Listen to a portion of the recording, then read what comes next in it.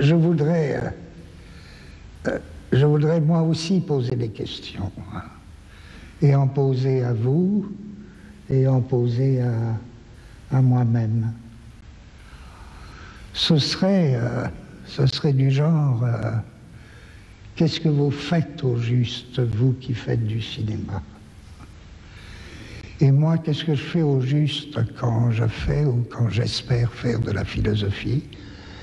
Et est-ce qu'on a quelque chose à se dire en fonction de cela? Alors bien sûr, ça va mal chez vous, mais ça va très mal aussi chez moi. Et c'est pas seulement ça qu'on aurait à se dire. Ou bien, je pourrais poser la question autrement. Qu'est-ce que c'est avoir une idée au cinéma? Si l'on fait du cinéma ou si l'on veut faire du cinéma, qu'est-ce que c'est avoir une idée? Lorsqu'on dit, tiens, j'ai une idée.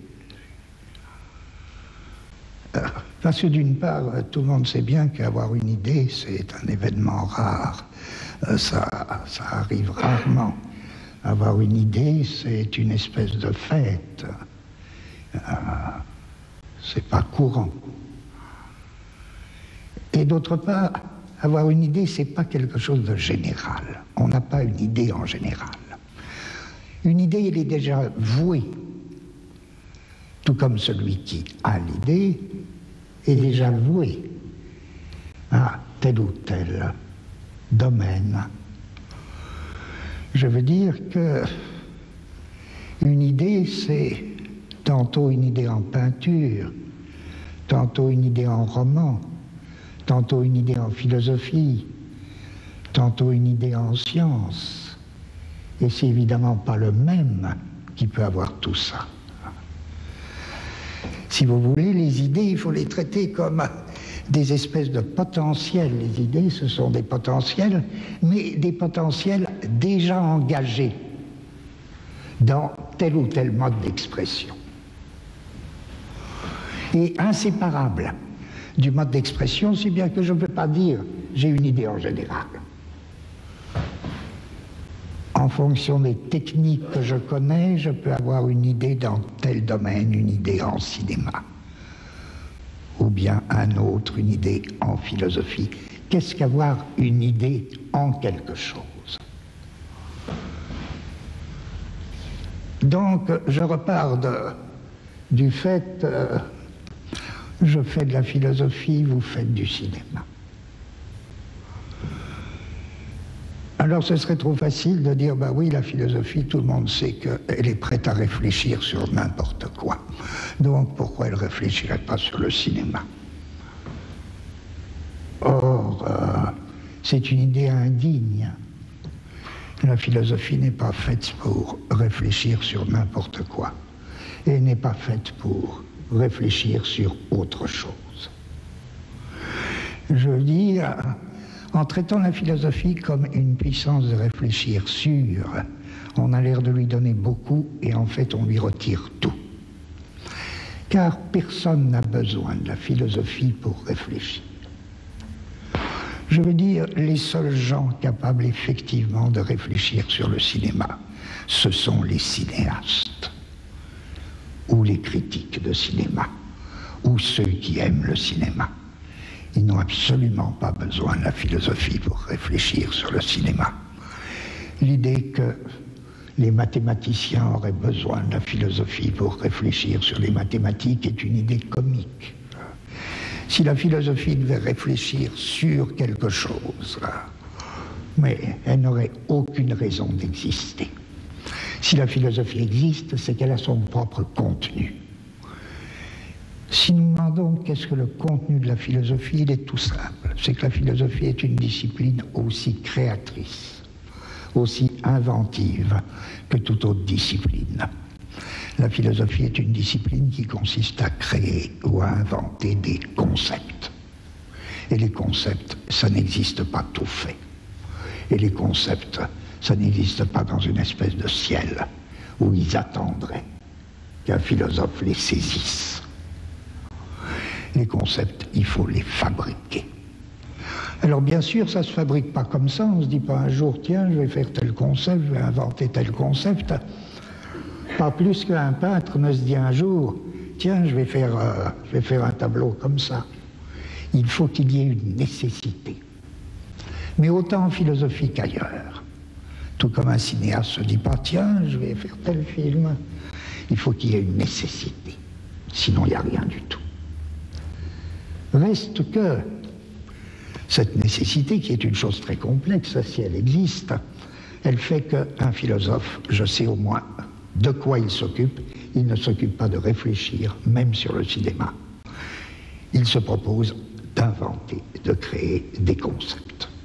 Je dis que je fais de la philosophie, c'est-à-dire j'essaie d'inventer des concepts. J'essaie pas de réfléchir sur autre chose. Si je dis, vous qui faites du cinéma, qu'est-ce que vous faites? Je prends une définition aussi puérile, donc accordez-la-moi, il y en a sûrement d'autres et de meilleurs. Je dirais, vous, ce que vous inventez, c'est pas des concepts, c'est pas votre affaire. Ce que vous inventez, c'est ce qu'on pourrait appeler des blocs de mouvement duré. Si on fabrique un bloc de mouvement duré, peut-être que c'est que on fait du cinéma. Remarquez, il n'y a pas question d'invoquer une histoire ou de la récuser. Tout a une histoire. La philosophie aussi raconte des histoires. Elle raconte des histoires avec des concepts. Le cinéma, je pense, supposons qu'il raconte des histoires avec des blocs de mouvement duré. Je peux dire que la peinture invente. Elle, c'est un tout autre type de bloc. C'est ni des blocs de concept, ni des blocs de mouvement duré, mais supposons que ce soit des blocs de lignes couleurs. La musique invente un autre type de bloc, très très particulier. Bon. Mais je dis dans tout ça, la science, elle est non moins, vous savez, la science, elle est non moins créatrice. Hein. Je vois pas tellement d'opposition entre les sciences, les arts, tout ça. Si je demande à un savant qu'est-ce qu'il fait, lui aussi il invente. Il découvre pas, un savant. Ou du moins la découverte ça existe, mais ça fait partie, mais c'est pas par là qu'on définit une activité scientifique en tant que telle. Un savant, il invente et il crée autant qu'un artiste.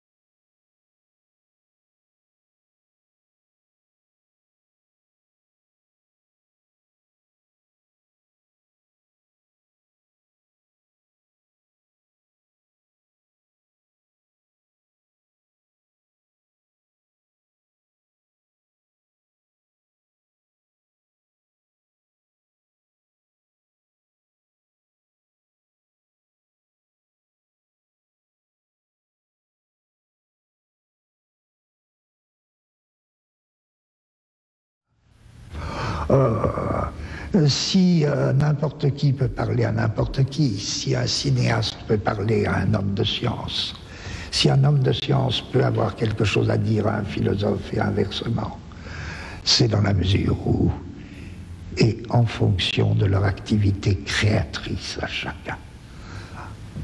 Non pas qu'il y ait lieu de parler de la création c'est plutôt quelque chose de très solitaire et de...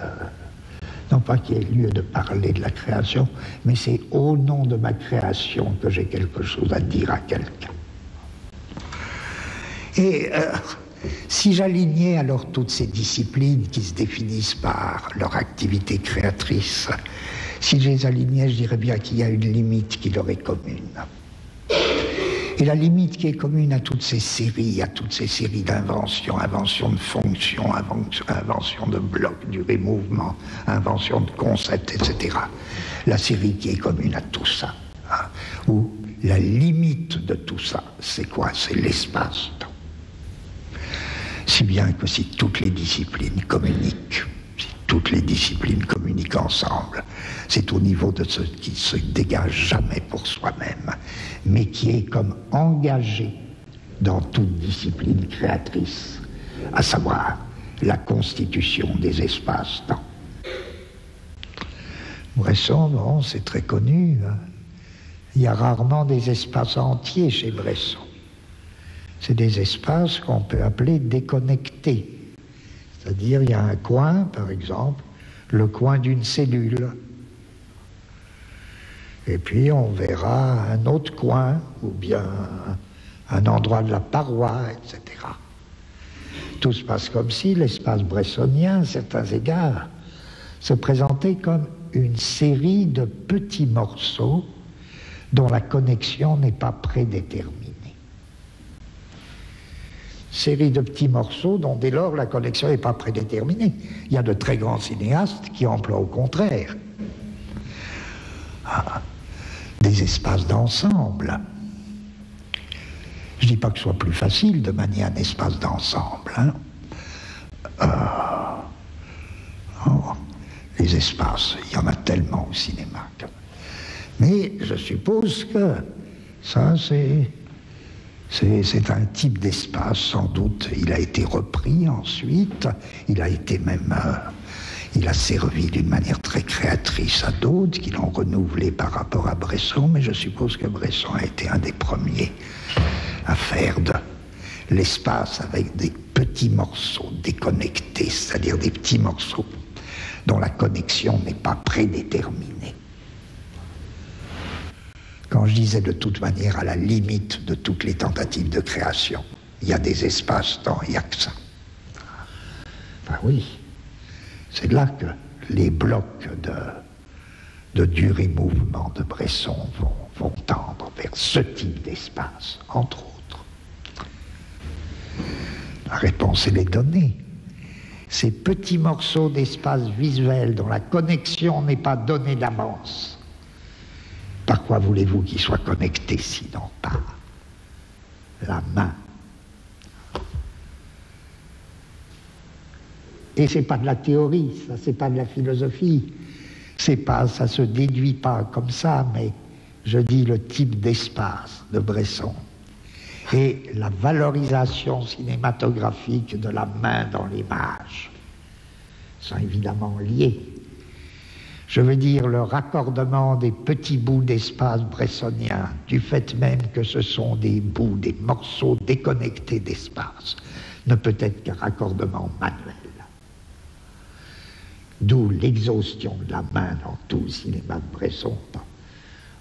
C'est bien, on pourrait continuer longtemps, parce que par là, le bloc d'étendu mouvement de Bresson recevrait donc comme caractère propre à ce créateur,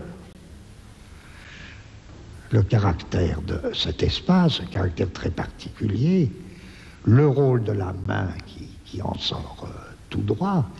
Il n'y a plus que la main qui puisse effectivement opérer des connexions d'une partie à l'autre de l'espace.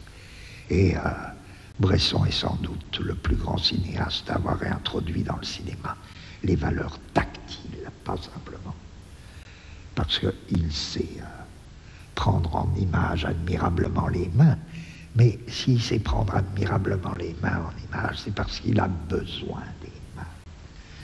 Un créateur, c'est pas un être qui travaille pour le plaisir, hein. Un créateur ne fait que ce dont il a absolument besoin. Avoir une idée en cinéma, encore une fois, c'est pas la même chose qu'avoir une idée ailleurs.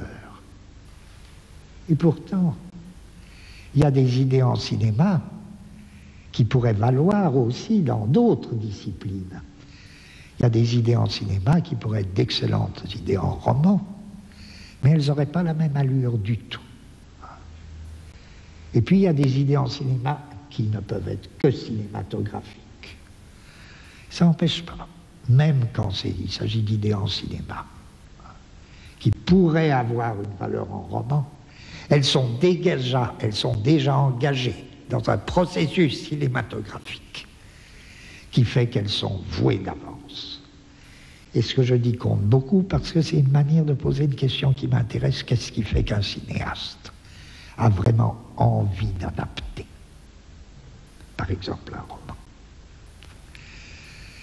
S'il a envie d'adapter un roman, il me semble évident que c'est parce qu'il a des idées en cinéma qui résonnent avec ce que le roman présente comme des idées en roman. Et que là, se font souvent de très grandes rencontres. C'est très différent, je ne pose pas le problème du cinéaste qui adapte un roman notoirement médiocre. Il peut avoir besoin du roman médiocre. Il en a besoin, ça n'exclut pas que le film soit génial. Je pose donc une question un peu différente. Ce serait une question intéressante de traiter cela, mais moi je pose une question un peu différente. C'est lorsque le roman est un grand roman, et que se révèle cette espèce d'affinité où quelqu'un a en cinéma une idée qui correspond à ce qui était l'idée en roman. Un des plus beaux cas, c'est le cas de Kurosawa. Pourquoi est-ce que Kurosawa se trouve dans une espèce de familiarité avec Shakespeare et avec Dostoïevski? Pourquoi faut-il un Japonais pour être aussi en familiarité avec Shakespeare et Dostoïevski? Je vais vous dire, parce que il me semble, c'est une réponse parmi mille autres possibles, et elle touche aussi un peu la philosophie, je crois, que chez les personnages de Dostoïevski, ça peut être un petit détail. Dans les personnages de Dostoïevski, il se passe une chose assez curieuse, très souvent. Généralement, ils sont très agités. Un personnage s'en va, descend dans la rue, tout ça, comme ça, et dit une telle, la femme que j'aime, Tania m'appelle au secours, j'y vais, je cours. Je cours, oui, Tania va mourir si je n'y vais pas. Et il descend son escalier et il rencontre un ami, ou bien il voit un chien écrasé. Et il l'oublie complètement. Il oublie complètement que Tania l'attend en train de mourir. Il se met à parler comme ça, et il croise un autre camarade, il va prendre le thé chez le camarade, et puis tout d'un coup il dit Tania m'attend, il faut que j'y aille. Et qu'est-ce que ça veut dire? C'est voilà. Chez Dostoïevski, les personnages sont perpétuellement pris dans des urgences. Et en même temps qu'ils sont pris dans des urgences, qui sont des questions de vie ou de mort, ils savent qu'il y a une question encore plus urgente. Et ils ne savent pas laquelle. Et c'est ça qui les arrête. Tout se passe comme si, dans la pire urgence, il y a le feu. Il y a le feu, il faut que je m'en aille. Je me disais, non, il y a quelque chose de plus urgent. Quelque chose de plus urgent et je ne bougerai pas tant que je ne le saurai pas. C'est l'idiot. Ça, c'est l'idiot. C'est la formule de l'idiot. Ah, mais vous savez, non. Il y a un problème plus profond. Quel problème? Je ne le vois pas bien, mais laissez-moi. Tout peut brûler. Si on, non, il faut trouver ce problème plus urgent. Bon. C'est pas Dostoïevski que Kurosawa l'apprend. Tous les personnages de Kurosawa sont comme ça. Je dirais, voilà une rencontre, une belle rencontre.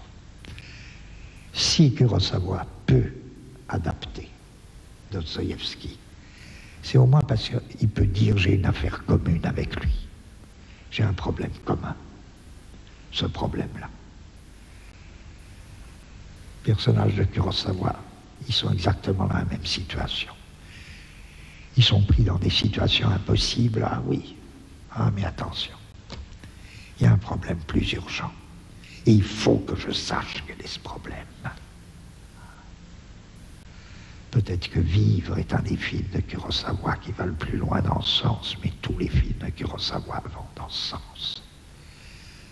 Les 7 samouraïs, ça me frappe beaucoup, hein, parce que tout l'espace de Kurosawa en dépend.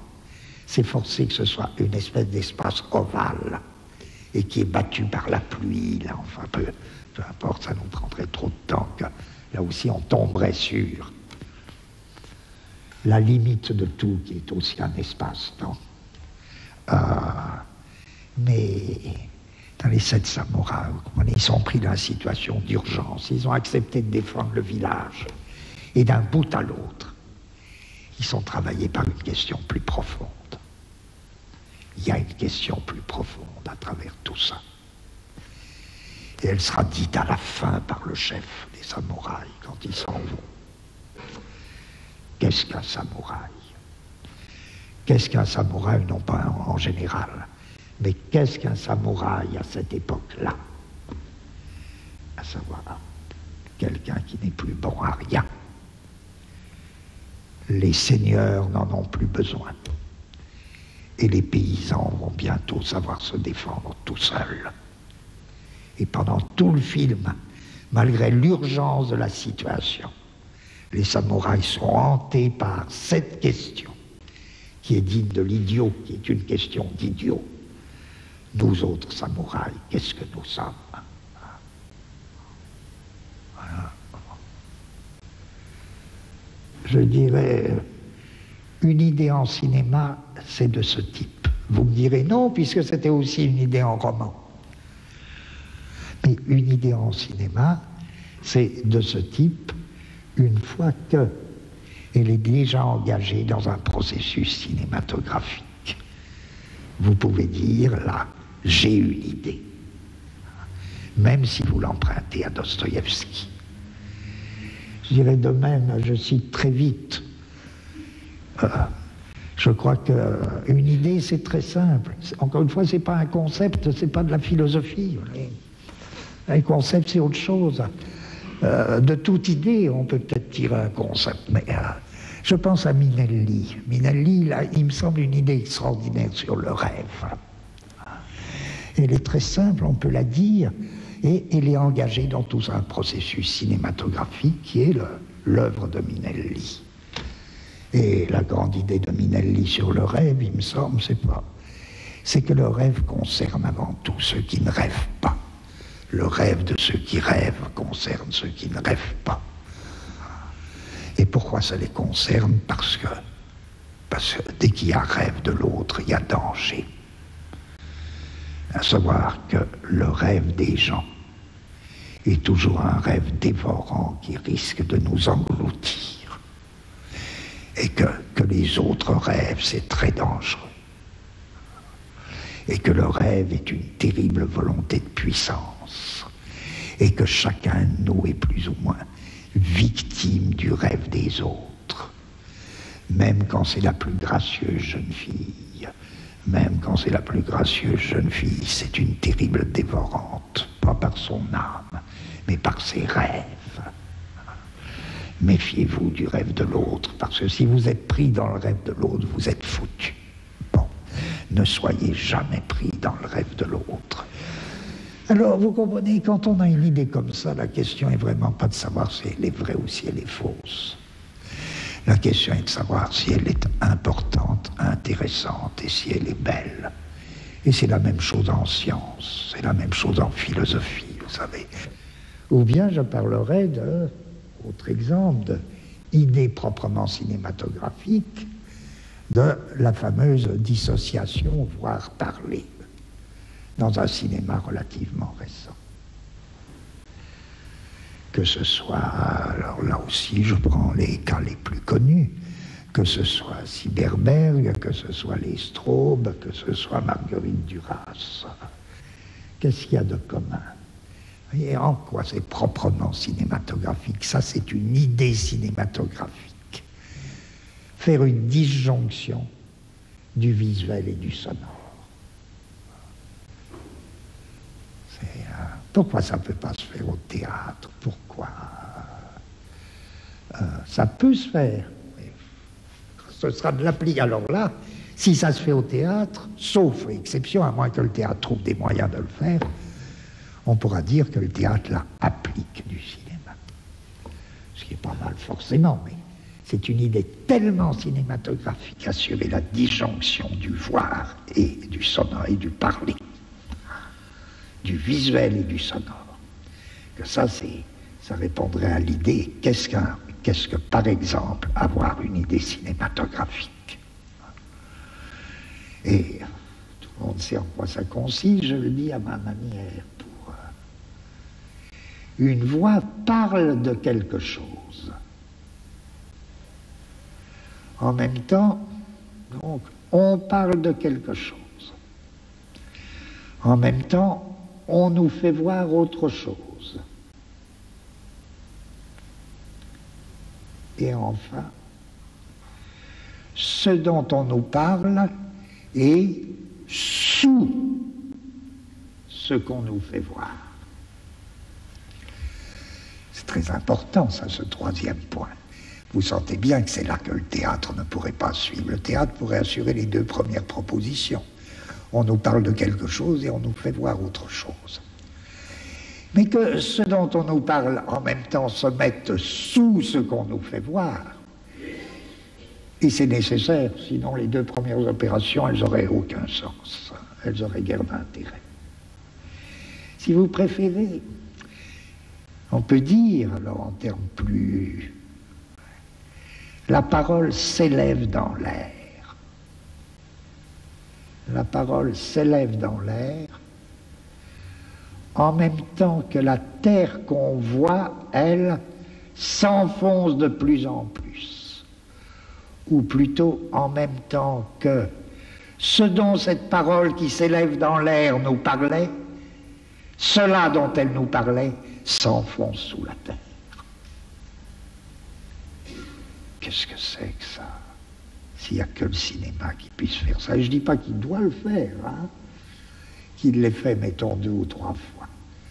Je peux dire simplement, c'était de grands cinéastes qui ont eu cette idée. Il ne s'agit pas de dire c'est ça qu'il faut faire, il faut bien faire. Il faut avoir des idées, quelles qu'elles soient. Ça, c'est une idée cinématographique. Je dis c'est prodigieux parce que ça assure, au niveau du cinéma, une véritable transformation des éléments, un cycle des grands éléments qui fait que du coup, le cinéma fait un grand écho avec, je ne sais pas, avec une physique qualitative des éléments. Ça fait une espèce de transformation. L'air, la terre et l'eau, le feu, parce qu'il faudrait ajouter, on n'a pas le temps évidemment, on découvrirait le rôle des 2 autres éléments, une grande circulation des éléments dans le cinéma. Une grande circulation des éléments dans le cinéma. Dans tout ce que je dis, en plus, ça ne supprime pas une histoire. Hein. L'histoire, elle est toujours là, mais ce qui nous intéresse, c'est pourquoi l'histoire est-elle tellement intéressante, sinon parce qu'il y a tout ça derrière et avec. Or, c'est tout à fait ce cycle tel que je viens de le définir si rapidement. La voix s'élève, en même temps que ce dont parle la voix s'enfouit sous la terre. Vous avez reconnu la plupart des films de Straub. Et c'est le grand cycle des éléments chez les Straub. Mais c'est très important, ce circuit qui fait qu'il y a une sorte de beauté, où en effet, il y a perpétuellement disjonction de ce qu'on voit, puisque ce qu'on voit, c'est uniquement la terre déserte. Mais cette terre déserte, elle est comme lourde de ce qu'il y a en dessous, et vous me direz, mais ce qu'il y a en dessous, qu'est-ce qu'on en sait? Ben, c'est justement ce dont la voix nous parle. Et c'est comme si la terre, là, se gondolait de ce que la voix nous dit et qui vient prendre place sous la terre, à son heure et en son lieu. Et si la terre et si la voix nous parlent de cadavres, c'est toute la lignée des cadavres qui vient prendre place sous la terre.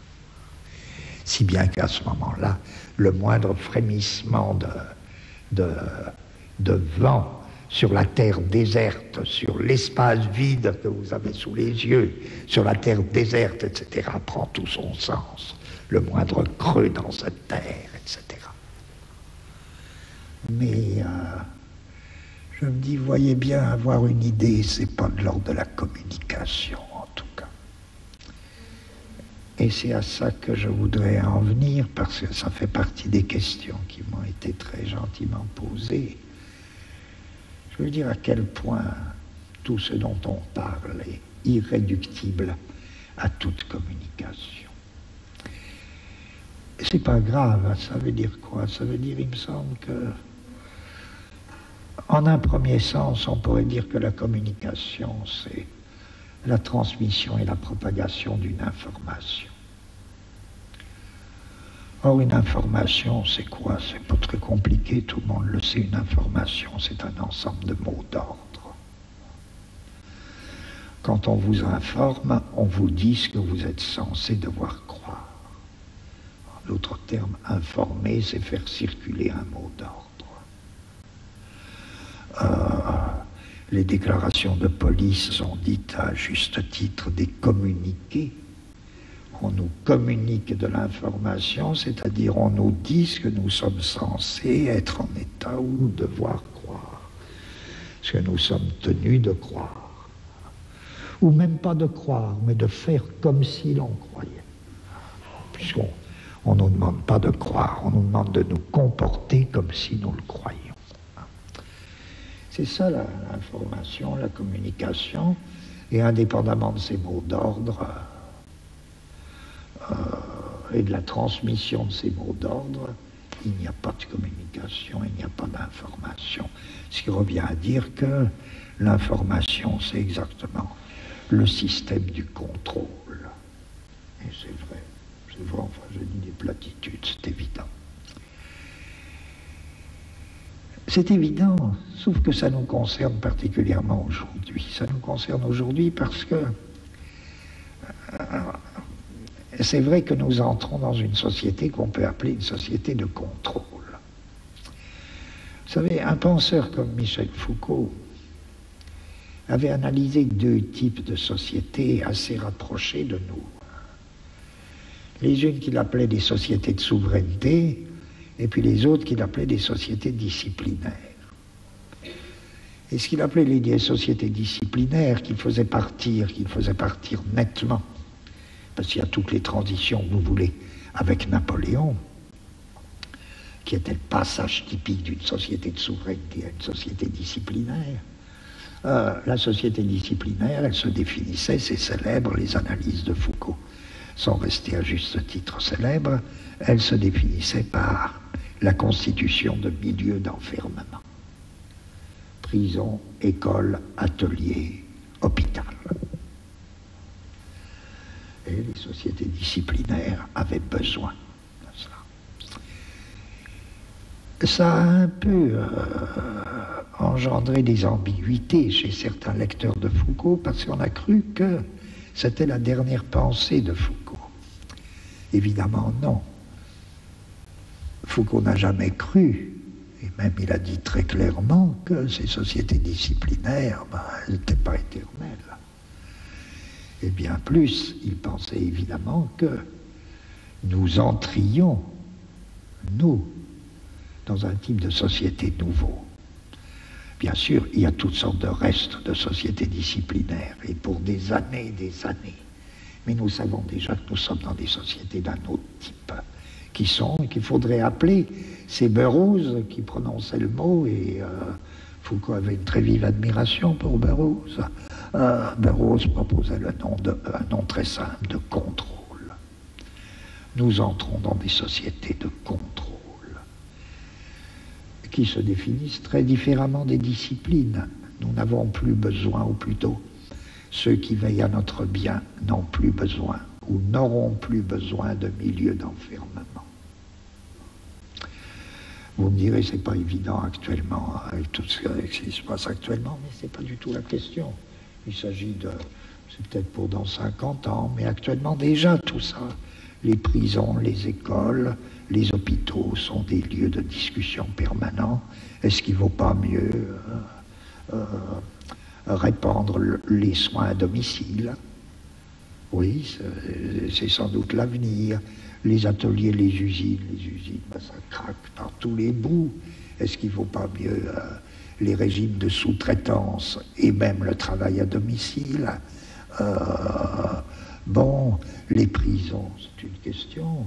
Qu'est-ce qu'il faut faire? Qu'est-ce qu'on peut trouver? Est-ce qu'il n'y a pas d'autres moyens de punir les gens que la prison?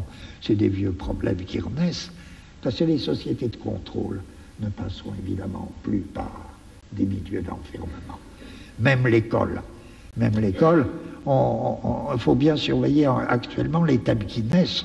Ça se développera que dans 50 ans, 40 ans, pour nous expliquer que l'épatant, ce serait faire en même temps l'école et la profession. Ce sera très intéressant, parce que c'est ça l'identité de l'école et de la profession dans la formation permanente, qui est notre avenir. Ça n'impliquera plus forcément le regroupement d'écoliers dans un milieu d'enfermement. Ça pourra se faire tout à fait autrement. Ça se fera par Minitel, enfin tout ça, tout ce que vous voudrez. Épatant, ce serait des formes de contrôle.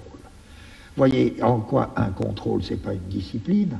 Je dirais par exemple d'un autoroute que là vous enfermez pas les gens, mais en faisant des autoroutes, vous multipliez des moyens de contrôle. Je ne dis pas que ce soit ça le but unique de l'autoroute, mais des gens peuvent tourner à l'infini et sans être du tout enfermés, tout en étant parfaitement contrôlés.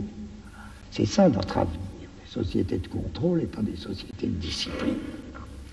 Alors pourquoi je raconte tout ça? Bon, c'est parce que l'information, mettons que ce soit ça. L'information, bon, c'est le système contrôlé des mots d'ordre.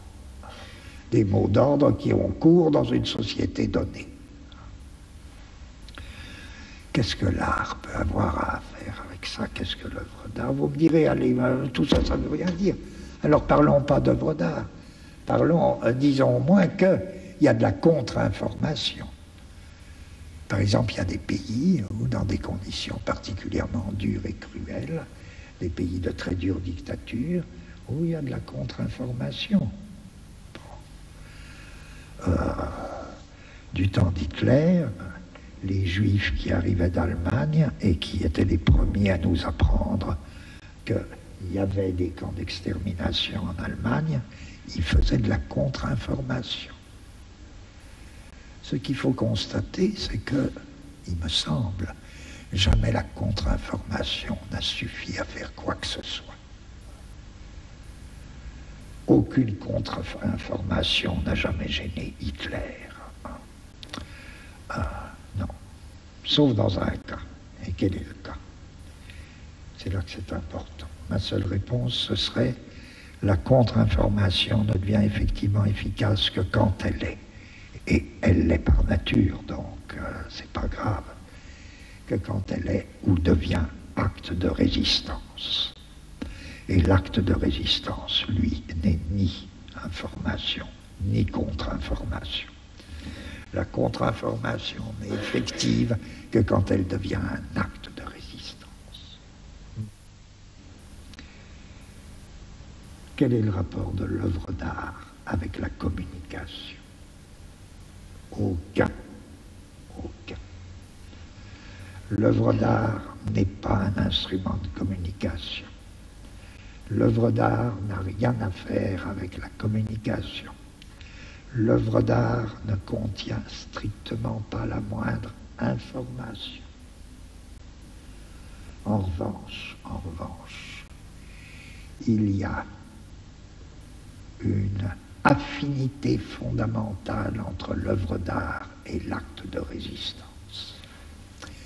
Alors là, oui, il y a quelque chose à faire avec l'information et la communication, oui, à titre d'acte de résistance. Quel est ce rapport mystérieux entre une œuvre d'art et un acte de résistance, alors que les hommes qui résistent n'ont ni le temps, ni parfois la culture nécessaire pour avoir le moindre rapport avec l'art? Je ne sais pas. Malraux développe un beau concept philosophique. Malraux dit une chose très simple sur l'art, il dit « c'est la seule chose qui résiste à la mort ». Je dis, revenons à mon truc tout à l'heure, au début, sur qu'est-ce que c'est, qu'est-ce qu'on fait. Quand on fait de la philosophie, on invente des concepts. Ben, je trouve que là, c'est la base d'un assez beau concept philosophique. Réfléchissez, oui, qu'est-ce qui résiste à la mort? Ben oui, sans doute. Il suffit de voir une statuette de 3000 ans avant notre ère pour trouver que la réponse de Malraux est plutôt une bonne réponse. Mais on pourrait dire, alors, moins bien, mais du point de vue qui nous occupe, ben oui, l'art, c'est ce qui résiste. C'est ce qui résiste. Et c'est peut-être, non pas la seule chose qui résiste, mais c'est ce qui résiste. D'où le rapport si étroit entre l'acte de résistance et l'art, et l'œuvre d'art. Tout acte de résistance n'est pas une œuvre d'art, bien que d'une certaine manière elle en soit. Toute œuvre d'art n'est pas un acte de résistance, et pourtant d'une certaine manière, elle l'est.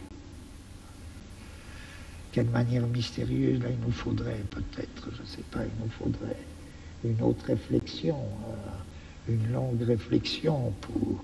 Ce que je veux dire, c'est, si vous me permettez de revenir à qu'est-ce qu'avoir une idée en cinéma ou qu'est-ce qu'avoir une idée cinématographique.